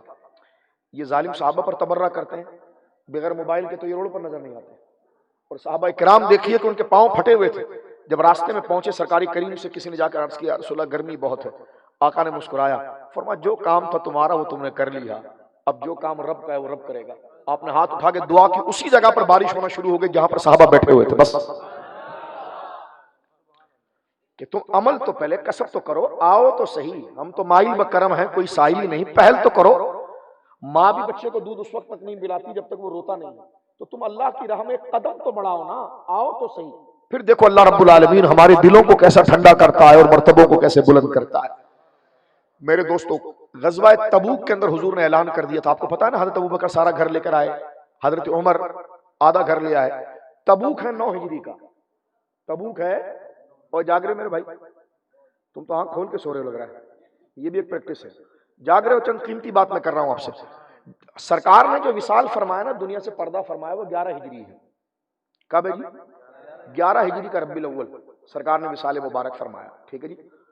اور تبوک جو لڑی گئی ہے، غور کر رہے ہیں میری بات، تبوک جو لڑی گئی ہے میرے دوستو بزرگوں، اب اس ترتیب کے ساتھ آپ اس کو دیکھیے، تبوک لڑی گئی ہے 9 ہجری میں، کب؟ اور خیبر لڑا گیا 7 ہجری میں۔ اگر باغ فتح خیبر کے اندر ہی تھا اور اس وقت حضور نے مولا علی کو دے دیا تھا، یہ سیدہ زہرا پاک کو دے دیا تھا، تو ابو بکر جب سارا گھر لے کر آئے تو علی نے تو ایک کھجور بھی پیش نہیں کی۔ اگر اتنی جائیداد تھی تو کہ علی نے جیب میں رکھ لی، گھر میں رکھ لی، معاذ اللہ۔ جو یہ فدق کا ڈرامہ کرتے ہیں ہمارے ساتھ اور کہتے ہیں کہ جناب سیدہ زہرا پاک کو دے دیا تھا، تو میں نے کہا سیدہ زہرا پاک تو رسول اللہ کی بیٹی ہے، وہ تو سخی حسن و حسین کی ماں ہے، بولو نا سبحان اللہ۔ ذرا عقل سے سوچو اور ان سے پوچھو کہ 9 ہجری میں تو حضور نے خود 3 دفعہ چندہ کیا اور منبر پر کھڑے ہوئے کہ کون اللہ کی راہ میں دے دے۔ حضرت ابوبکر سارا گھر لے آیا، سرکار نے فرمایا گھر میں کیا چھوڑا؟ فرمایا اللہ رسول کو چھوڑا، اللہ رسول کو چھوڑا۔ سب لے آئے، یہاں تک کہ اپنے بٹن تک توڑ دیے کہ یہ بٹن جو ہے کہ وہ جہاد میں کسی مجاہد کے کپڑے میں کام آئیں گے، اور یہاں سے ببول کے کانٹے لگا دیے. یعنی ایسا ایثار حضرت سیدنا ابو بکر نے کیا. داتا صاحب کشف المحجوب میں لکھتے ہیں، فرمایا اس لیے ابو بکر طریقت کا امام ہے کیونکہ صوفیہ کو ایثار کا سبق ملتا ہے ابو بکر سے. اب سنیے میرے دوستو بزرگوں، حضرت عمر آدھا گھر لے آئے، یہ ہے نا حدیثوں میں. حضرت عثمان غنی نے 1000 اونٹ دیے اور کجاوے دیے. سرکار نے اس کے بعد ارشاد فرمایا منبر پر کہ یا اللہ میں عثمان سے راضی ہو گیا ہوں. اب عثمان زندگی میں کوئی نیک کام کرے نہ کرے خدا نے اس کو بخش دیا. میں کہتا ہوں مجھے بتائیے کہ جب ابو بکر صدیق سارا گھر لے آئے، حضرت عمر آدھا گھر لے آئے، حضرت عثمان یہ دے دیں، مولا علی نے کیا پیش کیا؟ مولا ہمارے آقا ہیں، ان کا وجود خود ایک قیمتی ہے، لیکن میں مال پر بات کر رہا ہوں. اگر 2 سال پہلے آپ کو فدق مل گیا تھا اور فدق میں اربوں روپے کی آمدنی تھی تو ایک کھجور بھی نہیں دیا. سیدہ زہرا پاک نے یہ نہیں کہا کہ میرے ابا تو ممبر پر کھڑے ہو کر چندہ لے رہے ہیں، چندے کا اعلان کر رہے ہیں تو میں ابا کو چندے سے روک کر میں فدق ہی دے دوں. تو یہ سارا گول مال ہے بھائی جو انہوں نے صرف صحابہ کے لیے بھونکنے کے لیے بنایا ہے، ورنہ یہ بات تو اہل بیت پر آئے گی کہ سیدہ زہرا پاک نے پورا باغ لے کر رکھ لیا، ایک اس کے بدلے ایک تلوار بھی تبوک میں آپ نے گویا کہ چندہ نہ دیا، حضرت علی نے نہ دیا. تو یہ سب جھوٹ ہے. تبوک فدق حضرت نبی پاک نے سیدہ زہرا پاک کو نہیں دیا، بلکہ اس میں جو مصارف ہوتے تھے اس میں اہل بیت کو بھی ملتا تھا، غریب مسلمانوں کو بھی ملتا تھا، فقراء کو بھی ملتا تھا، مساکین کو بھی ملتا تھا. جب حضرت ابو بکر کی خلافت آئی تو حضرت ابو بکر نے بھی اسی طرح اس کو خرچ کیا جیسے رسول اللہ نے کیا تھا. ڈرامہ دیکھو ذرا، نبی کی بیٹی کا حق کھا گیا. تو میں نے کہا وہ تیری بیٹی ہوگی جو مال کی بھوکی ہوگی، وہ نبی کی بیٹی ہے. رسول اللہ سے اگر وہ کہیں کہ یا رسول اللہ میرے ہاتھ پہ گٹھے پڑ گئے ہیں، مجھے کوئی آپ ماسی دے دیں یہ جو باندیاں آئی ہیں گھر میں، سرکار نے فرمایا چھوڑ زہرا، میں تجھے سے اچھی چیز دیتا ہوں. 33 دفعہ سبحان اللہ پڑھ لیا کر، 33 دفعہ الحمدللہ پڑھا کر، 33-34 دفعہ اللہ اکبر پڑھ لیا کر. میں نے کہا وہ نبی کی شہزادی ہے جن کی تربیت اللہ کے ذکر سے ہوتی ہے، مال سے نہیں ہوتی. جی نبی کی بیٹی روتی رہ گئی، نبی کی بیٹی روتی. میں نے کہا جن یہودیوں کی بیٹی کا باغ چھینا گیا وہ تو نہ روئی. عقل ہے؟ سوچ رہے جن کا باغ چھینا گیا ان کے بچے نہیں روئے، نبی کے بچے رو رہے. تو وہ بھی یہ کہتی ہوں کہ چلو چھوڑو ہمارے باغ لے لو، لیکن قیامت تک یہ امت خود ہی روتی رہے. میں کہتا ہوں کیا پگلا بات کر رہے ہو؟ جن کا تھا وہ نہیں روئے اور نبی کے گھر والے روئے. نبی کے گھر والے کیسے روئے؟ وہ علی جو پورا دن 7 کھجوروں پر مزدوری کرے، اس کو کسی باغ اور چاندی اور سونے کی کیا حاجت ہے؟ بس ایک ڈرامہ بنا دیا صحابہ کو بھونکنے کے لیے اور اس کے پیچھے جناب لے گئے فدق لے گئے فدق لے گئے فدق لے گئے. تو میں نے کہا یہ تو مولا علی کے دور میں آیا، مولا علی نے کیوں نہیں دیا؟ تو ان کا وہ حرامزادہ جو جس نے ابو بکر صدیق کو گالی دی تھی اسلام آباد میں، وہ عاصم ملوف، وہ کہنے لگا اہل بیت چھینی بھی چیز واپس نہیں لیتے. تو میں نے کہا تو کہتا تھا خلافت بھی چھینی بھی ہے، وہ علی نے واپس کیسے لے لی؟ میں نے کہا یہ صحابہ کی عزت ہے. جہاں تو ٹیڑا بولے گا کبھی تو منہ کے بل یہاں پر دھڑم سے گرے گا، کبھی پیچھے سے دھڑم سے گرے گا. کھڑا جب ہوگا جب صحابہ اور اہل بیت کے دامن کو پکڑ. نعرہ تکبیر، نعرہ رسالت، نعرہ تحقیق. اب غور کریں اور بات کو ہم سمیٹتے ہیں. سرکار نے سارے صحابہ سے کہا تھا کہ جہاد سے پیچھے رہنا نہیں، بہت مشکل جنگ ہے. اور سرکار دو عالم صلی اللہ علیہ وسلم کی اس وقت عمر شریف بھی 63 سال ہو گئی تھی. بدن مبارک میں تقاضا بشری کے اعتبار سے ظاہری ضعف بھی تھا، اور حضور یہ چاہتے تھے کہ اگر اس دفعہ یہ رومی سامنے آ گئے اور میں مدینے سے نہیں نکلا ان کو لے کر تو یہ تو مدینے پر چڑھائی کر دیں گے. میں ان کو لے کر نکلوں تاکہ میرے جانے کے بعد، میرے پردہ فرمانے کے بعد میرے صحابہ میں اتنی جرت رہے کہ یہ کسی کے لشکر سے نہ ڈرے، نکل کر باہر آئیں. تو سرکار نے مدینے سے لے کر 1000 میل دور تبوک پر قیام کیا. کچھ صحابہ ایسے تھے جو اس جنگ میں ساتھ جا نہ سکے، جانے کا پورا موڈ تھا، اور یہ میری اور آپ کی تربیت اس میں اب ہوگی اور بات کو ہم ختم کریں گے. دیکھو نیکی کے کام میں جو ہم سستی کرتے ہیں نا، یہ کتنی عجیب چیز ہے. منافق نہیں ہوتا ہے لیکن ابھی نماز پڑھ لوں گا، ابھی نماز پڑھ لوں گا، ابھی نماز پڑھ لوں گا، اور شیطان اس کو الجھاتا رہتا ہے کہ ابھی نماز پڑھ لوں گا، بس ذرا میں ایک پان اور کھا لوں، ایک سگریٹ ذرا اور پی لوں، ذرا پانی پی لوں، ذرا ٹی وی کی خبر میں ذرا دیکھ لوں. اب اس میں نماز کا ٹائم چلا جاتا ہے، اور جب نماز کا ٹائم چلا جائے تو شیطان پھر گالیاں دیتا ہے، شرم نہیں آئی، پھر بندہ گلٹی فیل کرتا ہے. تو لہٰذا شیطان ہمیں صحیح کام کے آگے ہمیں وہ سست اور کاہل بناتا ہے. کیسے؟ ذرا غور کیجیے. سرکار دو عالم نے خطبے دیے، 3 خطبے دیے، تبوک کے لیے چندہ کیا. صحابہ کرام میں غربت اتنی تھی کہ پاؤں میں جوتے نہیں تھے. اگر فدق کا مال اتنا عام تھا تو سب کے سونے کے جوتے ہونے چاہیے. ان سے پوچھا کبھی ہم نے یار فدق کا ایریا کتنا تھا؟ جب ہم سے مباحثہ ہوتا ہے نا ان سے تو ہم پہلے کہتے ہیں پہلے فدق طے کرو. ایک بولتا ہے جہاں سے سورج نکلا تھا اور جہاں ڈوبا ہے وہ فدق ہے. ابے میں نے کہا اس وقت تو ریاست ہی مدینہ تھی. یعنی پھر ایک کہتا نہیں امام غائب یہ بتا کر گئے تھے کہ فدق جو ہے وہ کس نے تجھے کہا کہ جہاں سے سورج نکلا؟ نا جہاں سے آسمان شروع ہوا. میں نے کہا بولتے رہے بیٹے ذاکر، بولتے رہے، ممبر کے اوپر بندر کی طرح ناچتے رہے، تیرے جیسے بدتمیز کو کون منہ لگ سکتا ہے؟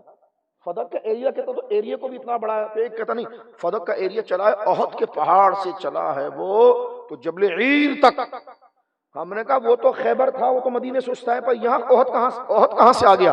بس کیونکہ ظاہر سی بات ہے اگلے کو رلانا، جھوٹ بول کر لالچ دے. تو ایک نے کہا کہ جناب جو ہے وہ 100 ایکڑ کا تھا. دوسرے نے بولا کہ میں بھی یہ تقریر کروں گا تو میرا باز محرم میں کون رکھوائے گا؟ اس نے کہا 100 ایکڑ کا نہیں تھا، جہاں سے سورج نکلتا تھا ڈوبتا تھا سب فدق تھا. تیسرا ذاکر آیا، اس نے کہا کہ یار اس نے تو سارا، یہ تو بڑا چالاک نکلا، بڑا نوٹ لے کے آیا. اس نے کہا میں نہیں فدق بناتا، نہیں کربلا بنا. اس نے کہا جہاں سے آسمان شروع ہوا ہے اور جہاں زمین پر.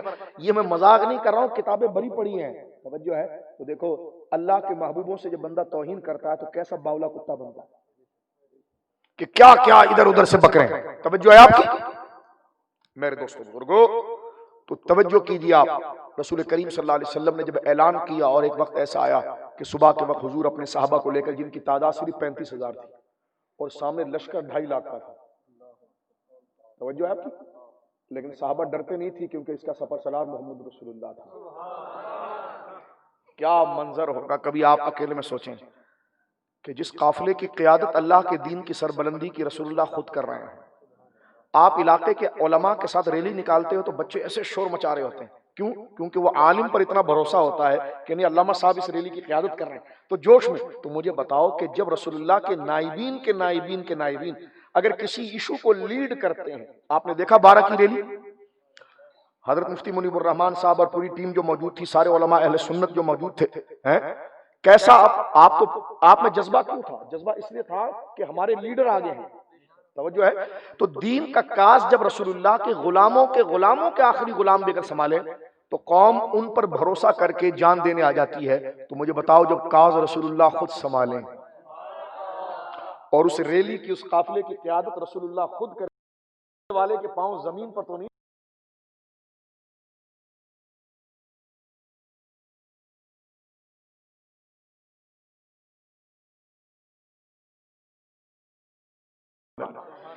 بات کو سرکار علیہ الصلوۃ والسلام کے چند صحابی جو مخلص تھے، نام نہیں لیتا ان کا، مخلص تھے، منافق نہیں تھے معذاللہ، بیپاری تھے، کاروباری آدمی ایسی مصروف ہوتا ہے.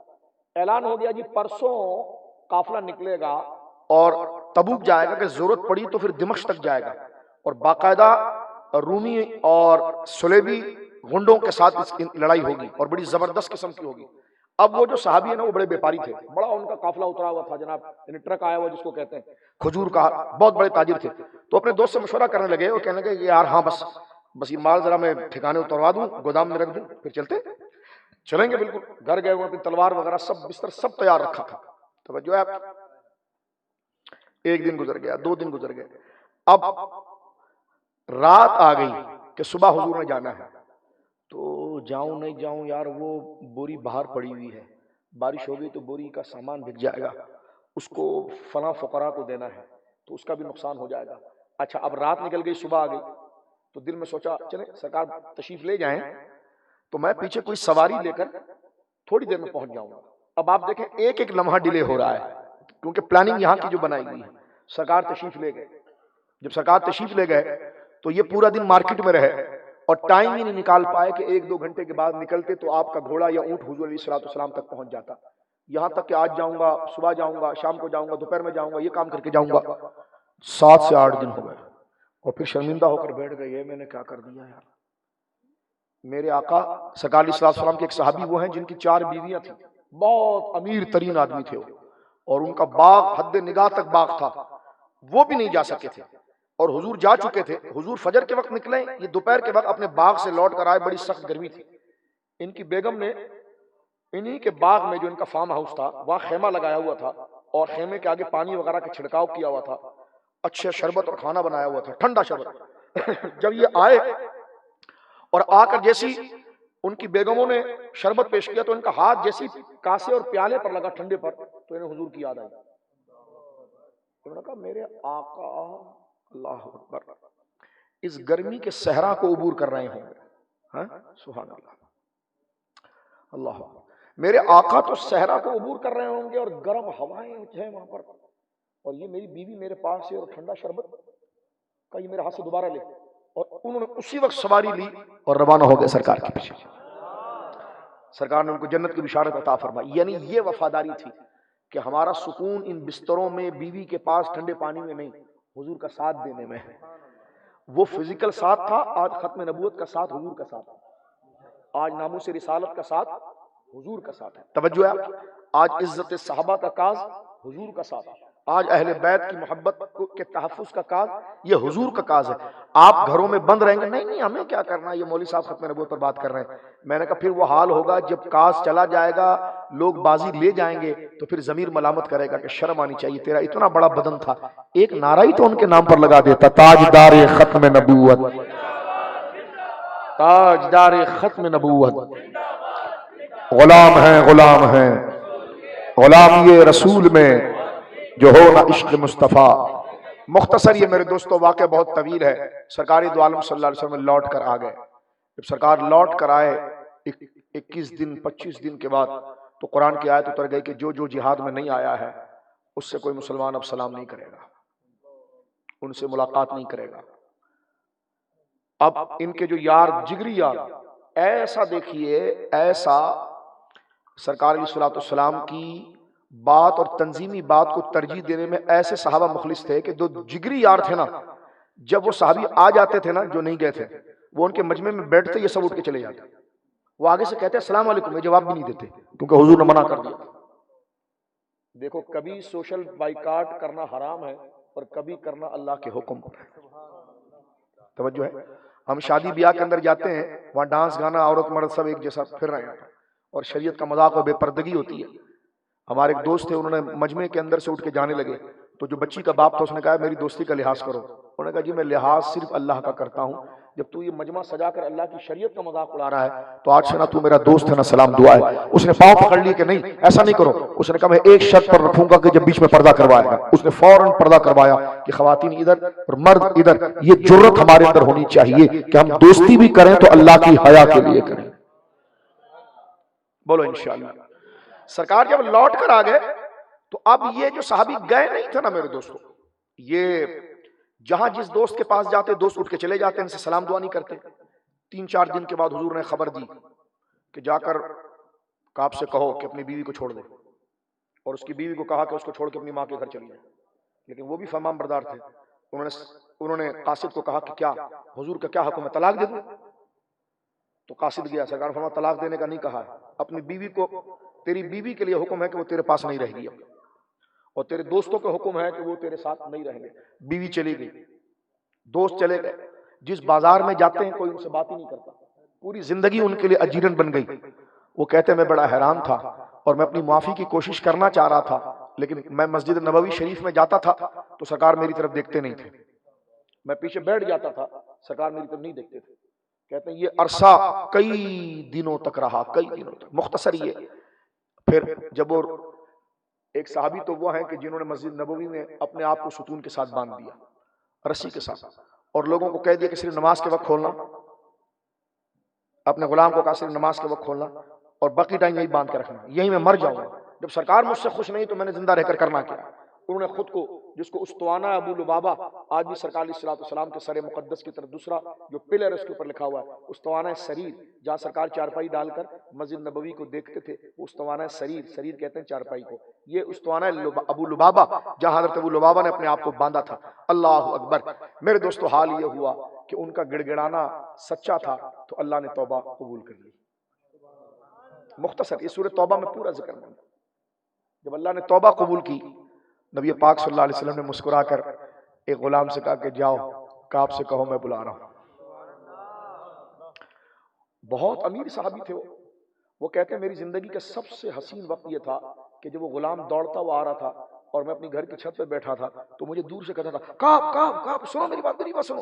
تو میں بڑا حیران تھا کہ پورے مدینے میں اس سے بات کوئی نہیں کرتا ہے, یہ میرا نام لے رہا ہے, میں نے تو اپنا نام کسی کے زبان میں سنے ہوئے کئی دن ہو گئے, یہ نام لے رہا ہے. وہ کہہ رہا ہے نیچے آؤ نیچے آؤ نیچے آؤ. یہ کہتا ہے میں جلدی جب نیچے گیا تو مجھ سے کہنے لگا رسول اللہ تمہیں بلا رہے ہیں. تو کہتے ہیں اس وقت میں نے قیمتی لباس پہنا ہوا تھا اور گھر میں میرے پاس کچھ دینار اور قیمتی جواہر تھے. میں نے اس کو کہا اے بشارت دینے والے تو کھڑا رہے. میں گھر کے اندر گیا, وہ اپنا قیمتی مہنگا جبہ اور وہ اشرفیاں, وہ سونے کے سکے سب لا کر میں نے اس کو دیا کہ تو نے آج میرے ایمان کی مجھے بشارت دی ہے, یہ قبول کر. جب وہ گئے تو آپ حضرت دوڑتے ہوئے گئے سرکار علیہ السلام کی بارگاہ میں. سرکار کریم علیہ السلام نے ان کے سر پر ہاتھ رکھا اور اپنے سینے سے لگایا, وہ بہت روئے. سرکار علیہ السلام نے فرمایا کہ تو مخلص تھا, تیری توبہ کو اللہ نے قبول کر لیا. یہ ہوتا ہے لیڈر کہ جب سختی کرتا ہے تو نظریے کے لیے کرتا ہے, اور جب اس کی جب تلافی ہو جاتی ہے, ایکسکیوز ہو جاتی ہے, تو پھر اس کو ترچھی نظر سے نہیں دیکھتا. سرکار پھر اپنے سینے پر لگا کر اپنے ساتھ بٹھاتے تھے. بات صرف ختم کرتے وقت یہ کہوں گا, ان کے ایک دوست صحابی تھے, یہ صف کے اندر بیٹھے ہوئے تھے. تو ان کے نماز میں سرکار خطبہ دے رہے ہیں, خطبہ دینے کے لیے بھی حضور آئیں گے, اور صف میں یہ بیٹھے ہوئے تھے. تو ان کا دوست ان کے قریب تھا. کہنے لگا کیسی گزری تجھ پر؟ کہنے لگا یار میں تو خودکشی کرنا اگر جائز ہوتا نا تو میں خود کی جان کو مار لیتا. اس وقت وہ کہتے ہیں کہ مجھے شام کے اور مصر کے یہودیوں نے اور نصرانیوں نے خط بھی لکھا کہ تیرا نبی تیری قدر نہیں کر رہا ہے, تو اتنا بڑا عالم ہے, شاعر ہے, مالدار ہے, تو ہماری طرف آ جا. کہتے ہیں میرے لیے سوشل بائیکاٹ اتنا تکلیف کا نہیں تھا. مجھے تکلیف جب پہنچی کہ اللہ کے نبی کے دشمن مجھے منافق سمجھنے لگے, کہ مجھے آفر دے رہے ہیں کہ تو نبی کو چھوڑ کر ہماری طرف آ جا. اس وقت میرا بس نہیں چلتا کہ میں خنجر اٹھا کر اپنی گردن کاٹ دوں, کہ میں ایسا ہو گیا ہوں کہ منافق مجھے دانا ڈالیں گے اور مجھے کہیں گے کہ تیرے نبی نے تیری قدر نہیں کی, ہمارے پاس آ جا. تو میں اپنی نظروں میں اتنا گر گیا کہ اگر اجازت ہوتی تو میں چھرا لے کر اپنی گردن کو کاٹ دیتا. تو جب توبہ قبول ہو گئی, یہ ساری چیز اپنے اندر اپلائی کریں کہ یہ نظریہ, یہ اسلام, یہ نہیں کہ میلاد کرے اور فجر چلی گئی اور بولیں گے جنت میں چلے جائیں. میرے دوستو بہت مشکل چیز ہے. رسول اللہ کی محبت کو اگر بچانا ہے تو نظام کو بچانا پڑے گا. انہوں نے نظام میں ذرا سستی کی, صحابی ہو کر حضور نے کہا کہ بات نہیں کرنا, شفاعت حضور ہی کریں گے, لیکن اپنا منہ بھی تم شفاعت والا بنا. اعلی اعلان گانے بجا رہے ہوتے ہیں, ہم ڈیگ لگائیں گے اوپر اور فحش گانے بجا رہے ہوں گے. سرکار فرماتے ہیں کہ گانا زنا کا منتر ہے, میرے دین کا سب سے دشمن, میرے دین کے خلاف سب سے خطرناک کاروائی گانا ہے. ہم شرم نہیں آتی, لاؤڈ اسپیکروں پر گانا لگا رہے ہیں, چوک پر گانا لگا رہے ہیں. نہیں شاہ صاحب میں نے نہیں لگایا, میرے دوست نے لگایا. میں نے کہا تجھے شرم آنی چاہیے, کرنے کے بعد بھی تیرا دوست ہے. ہم سب کو شرم آنی چاہیے. اگر وہ ہمارے لیے کچھ کہہ دے تو ہم اس سے ملتے نہیں, لیکن وہ دین کا مذاق اڑا رہا ہے. اگر واقعی میں ہمارے ناراض ہونے سے اس کی اصلاح ہوگی تو پھر ہمیں ناراض ہونا چاہیے, لیکن ناراض اس کو ذلیل کرنے کے لیے نہیں, شریعت کے حکم کے, تاکہ اس کو پتا چلے کہ بیٹا دوستیاں کلاس کی وجہ سے نہیں ہوتی, دوستیاں اللہ اس کے رسول کی وجہ سے ہوتی ہیں, کاروبار کی وجہ سے نہیں ہوتی. اور جو جملہ میں کہہ رہا ہوں جس پر میں بات ختم کروں گا میرے دوستو, پھر کبھی زندگی رہی تو اس پر تفصیل سے ہم بات کریں گے, لیکن یہ کیونکہ چاہ رہا تھا میرا دل کہ میں یہ بات آپ کے ساتھ کروں. ان کے دوست کہنے لگے کہ اور سنا کیا؟ کہنے لگے یار ایک تو میں مسجد نبوی شریف میں آتا تھا تو میں آقا کریم کو دیکھنے کی میں جرت نہیں کر سکتا تھا, لیکن مجھے لوگوں نے کہا کہ حضور تیری طرف دیکھتے نہیں تھے, تو انہوں نے ایسے کندھے پر مار کے کہا کس نے تجھ سے کہا؟ کہ میں جب تو صف میں آ کر بیٹھتا تھا نا تو میں حضور کے چہرے کو دوسری طرف سے دیکھتا تھا. کہا جب تو سر نیچے کرتا تھا نا تو آقا تجھے دیکھتے تھے.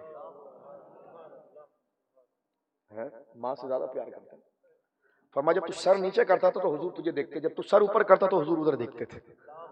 ہائے ہائے, جو نہ بھولا ہم غریبوں کو رضا, یاد اس کی اپنی عادت کیجیے. لہٰذا میرے دوستو بزرگوں, نبی پاک صلی اللہ علیہ وسلم کی سیرت کا مطالعہ یہ لازم ہے تاکہ ہمارے دل ہماری روح اس اخلاق اور ادب کی طرف آئے. خدا را داڑیاں رکھیں, خدا را نمازوں کی پابندی کریں, خدا را اپنے ماں باپ کا احترام کریں, خدا را اپنے بڑوں سے عزت سے ملیں, خدا را اپنے چھوٹوں پر شفقت کریں, اپنے محلوں کا خیال کریں. آپ کے پڑوس میں اگر کوئی غریب ہے تو اس کی مدد میں اگر آپ آگے چل سکتے ہیں تو آگے چلیں. آپ سالن میں شوربہ ایک گلاس زیادہ بڑھا کر اگر کسی کے گھر تک پیالہ شوربہ پہنچا سکتے ہیں, وہ بھوکا نہیں ہے لیکن اس محبت کو عام کریں.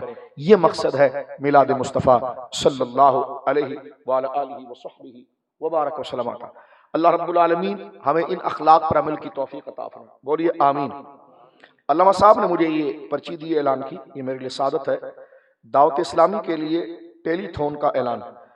مدارس کے لیے دعوت اسلامی جو پروگرام کر رہی ہے، جس کو علماء نے ابھی ذکر کیا، آپ کے سامنے یہ کریں گے، تو مدارس کے لیے جو چندہ اور جو مدارس کے اخراجات کے لیے آپ سے جو صدقات اور زکوٰۃ اور دیگر نفل صدقے کا یہ سوال کر رہے ہیں، تو یقیناً آپ اپنی خوش بختی جانتے ہوئے دعوت اسلامی کی ٹیلی تھون جو ہے اس میں اپنی شرکت ضرور کریں، اور پھر ساتھ میں آپ کے علاقے میں جو مدارس اہل سنت ہیں، جو علماء ہیں، ان کے ساتھ بھی آپ تعاون کریں، اس لیے کہ یہ سارے دین کے مراکز ہیں، اور یہ ہمارے لیے شرف ہے کہ یہ ہمیں بخشش کے لیے اگر آپ تھوڑا سا دیں گے تو یقیناً یہی بخشش کا ذریعہ بن جائے گا، تو جو ہم نے کھا لیا وہ ختم، جو دے دیا وہ بچے گا۔ اللہ رب العالمین تمام مدارس اہل سنت، دعوت اسلامی کے تمام مدارس، ہمارے تمام علماء، ہمارے تمام قائدین کو اللہ رب العالمین صحت و سلامتی عطا فرمائے، ختم نبوت ناموس رسالت کے لیے اللہ ہمیں اللہ رب العالمین سنجیدہ کرے، پاکستان کے دفاع کے لیے اور پاکستان کی ترقی کے لیے اللہ رب العالمین جل والا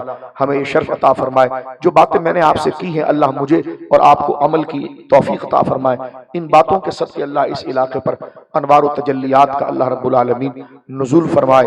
سلام اس پر کہ جس نے بادشاہی میں فقیری کی، وآخر دعوانا ان الحمدللہ۔ اللہم صلی علی محمد وبارک وسلم، صلاۃ و سلام علیک یا رسول اللہ۔ ایک دفعہ سورہ فاتحہ شریف پڑھ لیجئے جو بھی نیتیں ہیں۔ ویسے حدیث پاک میں آتا ہے 7 دفعہ سورہ فاتحہ اگر آپ پڑھ لیں گے نا تو پرانا سے پرانا جادو بھی ختم ہو جاتا ہے۔ تو سورہ فاتحہ شریف بہت عظیم سورت ہے، ایک ہی نشست میں 7 دفعہ سورہ فاتحہ شریف، اور آخر میں سورہ بقرہ کی جو آخری آیت للہ ما فی السماوات، یہ پڑھنا ہر مسلمان کے لیے لازم ہے۔ اس سے اس کا دماغ صحیح رہے گا، اس کا ویژن صحیح رہے گا، اس کی صحت صحیح رہے گی، نظر بد سے وہ محفوظ رہے گا۔ لیکن دعا کی قبولیت کے لیے بھی میرے بھائی کہ ادھر بولا ادھر قبول، اس کے لیے بھی درود پاک اور سورہ فاتحہ بہت بڑا سہارا ہے۔ لہذا جو آپ کے دل میں جائز مرادیں ہیں، جو آپ رکھتے ہیں، ان تمام کو اپنے ذہنوں میں مستحضر کیجئے، تمام مسلمانوں کے نیک مسائل حل ہو جائیں، ہمارے بیوی بچے رشتہ دار اللہ رب العالمین تمام پر فضل کر دے، اللہ ہمارے والدین کو بخش دے، پاکستان کو اللہ سلامتی عطا فرمائے، دشمنان ختم نبوت کا اللہ بیڑا غرق فرمائے، سرکار دو عالم کے جنہوں نے خاکے بنائے اللہ ان کے ملک کے ٹکڑے ٹکڑے فرمائے، اور اللہ مجاہدین اسلام کو غلبہ عطا فرمائے۔ اس نیت کے ساتھ الفاتحہ۔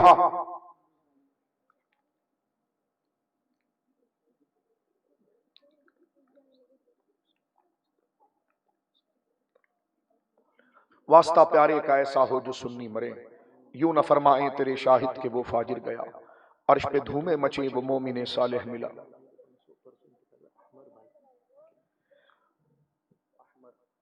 واسطہ پیارے کا ایسا ہو جو سنی مرے، یوں نہ فرمائیں تیرے شاہد کہ وہ فاجر گیا، عرش پہ دھومے مچے وہ مومن صالح ملا، فرش سے ماتم اٹھے وہ طیب و طاہر گیا، ہم سیاہ کاروں پہ یا رب تپش محشر میں سایہ فدن ہو تیرے پیارے کے پیارے یسوع۔ یا ہلال العالمین تمام مرحومین کی مغفرت فرما، بالخصوص احمد صاحب کی مولا کریم مغفرت فرما، ہمارے ماں باپ رشتہ دار کی مغفرت فرما، ہمارے بچوں کے نصیب اچھے فرما، ہمارے گھروں سے جنات آصف نظر بد کو دور فرما، ہمارے گھروں کو قرآن و سنت کا مولا کریم گہوارہ بنا، اچانک آنے والے حادثے، ایکسیڈنٹس، زمینی فضائی ہر قسم کے ایکسیڈنٹ سے مولا کریم اپنے محبوب کے صدقے محفوظ فرما، بالخصوص جو یہ وبا آ رہی ہے مولا کریم اس کو رد فرما دے۔ فواد چودھری کو مل جائے تو اچھا ہے، زلفی بخاری کو مل جائے، یہ رذیل اس کے شکار ہو کے یہاں سے دفع ہو جائیں اور امت محفوظ رہے۔ لِخَمْسَةٌ نُطْفِي بِهَا حَرَّ الْوَبَاءِ الْحَاطِمَةِ الْمُصْطَفَى وَالْمُرْتَضَى وَابْنَاهُمَا الْفَاطِمَةِ۔ اللہ اس ملک کو سلامتی عطا فرمائے، تمام کے اٹھے ہوئے ہاتھوں کی فریادوں کو اللہ قبول فرمائے۔ وصلی اللہ علی خیر خلقہ محمد وآلہ وصحبہ اجمعین برحمتک یا ارحم الراحمین۔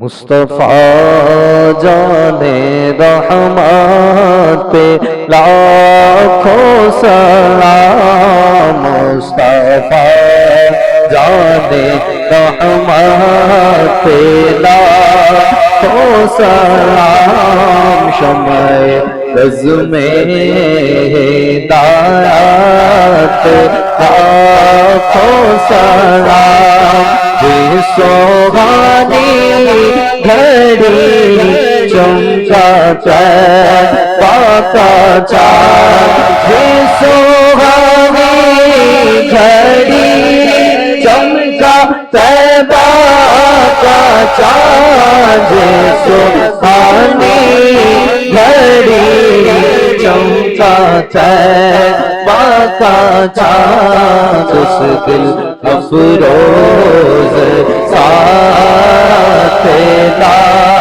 ہو سلام غوث اعظم امام وہ تو قابلوں کا غوث اعظم امام وہ تو قابلوں کا جلوائے شان قدرت پہ